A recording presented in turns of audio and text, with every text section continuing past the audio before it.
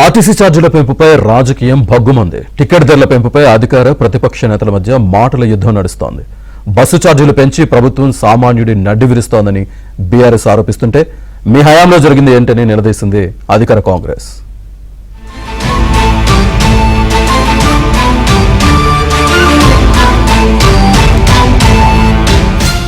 Bus ఛార్జీల పెంపుపై BRS ఆందోళనకు దిగింది. పెంచిన ఛార్జీలను తక్షణమే వెనక్కి తీసుకోవాలని బీఆర్ఎస్ నేతలు డిమాండ్ చేశారు. కేటీఆర్ సీనియర్ నాయకులు ఆర్టీసీ ఎండీ నాగిరెడ్డిని కలిసి వినతి పత్రం సమర్పించారు.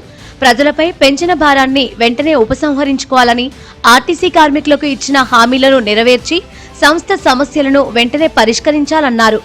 ఆర్టీసీకి మహాలక్ష్మి పథకం 1353 కోట్లు పెండింగ్ బకాయిలు ఉన్నాయని నాగిరెడ్డి నేతలకు వివరించారు.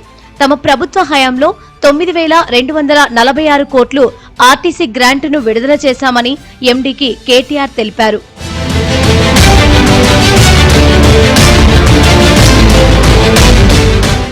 ఆర్టీసీ ఆస్తులను అమ్ముకోవాలని చూస్తున్నారని, ఆర్టీసీని ప్రైవేటుకు అప్పగించే ప్రయత్నం జరుగుతోందని కేటీఆర్ మండిపడ్డారు. ఎవరి కోసం డీలర్లు పెట్టారు, ఎందుకోసం మహిళలను ఇబ్బంది పెడుతున్నారు, ఎందుకోసం కుటుంబాల నడ్డి విరిసే ప్రయత్నం చేస్తున్నారు.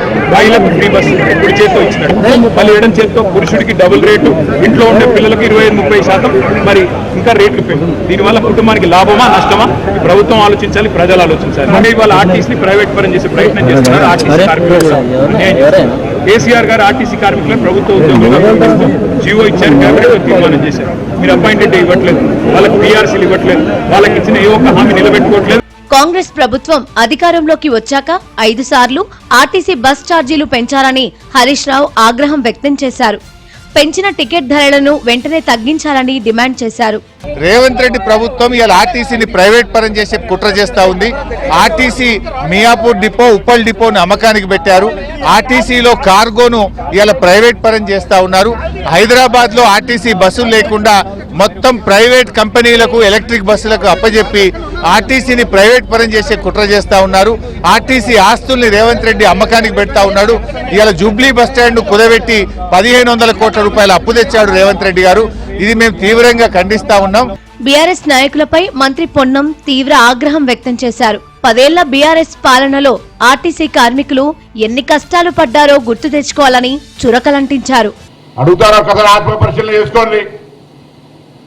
టీఆర్ఎస్ పార్టీ నాయకులారా, ఇప్పుడు ఆర్టీసీ కార్మికుల స్థితి, ఆత్మహత్యలు చేసుకున్న పరిస్థితి, వాళ్ళ మీద మీరు పెట్టిన కేసులు, అన్నమో రామచంద్ర 65 సమ్మె చేస్తే పట్టించుకున్నటువంటి విధానం, ఆనాడు ఉన్నటువంటి హైకోర్టు చీఫ్ జస్టిస్ చౌహాన్ గారు ముఖ్యమంత్రికి ప్రత్యేకంగా చెప్పి ఆర్టీసీ కార్మికులకు నష్టం చేస్తే బాగుండదని అనేక సందర్భాల్లో చెప్పినటువంటి సేమ్ కేసీఆర్ గారి స్టేట్మెంట్ సాక్ష్యం ఉంటే, ఆనాడు కూడా వీళ్ళు అనేకమైన ఛార్జీల పెంపు చేసినటువంటి పాత ఇవన్నీ ఉంటే, ఇవాళ ఇది పెద్ద మేమే తెలంగాణ రాష్ట్ర ప్రభుత్వం మీ మీద ఆర్టీసీని ప్రజలను దోపిడీ చేస్తున్నట్టు మాట్లాడుతూ ఉన్నారు. ఇది మీరు ఒకసారి ఆలోచన చేయమని చెప్పి కోరుతా ఉన్నారు. బీఆర్ఎస్ చలో బస్ భవన్ కార్యక్రమంతో ఉద్రిక్త పరిస్థితులు తలెత్తాయి. బస్ భవన్ బీఆర్ఎస్ నాయకుల ఇళ్ల ముందు భద్రతను కట్టుదిట్టం చేశారు.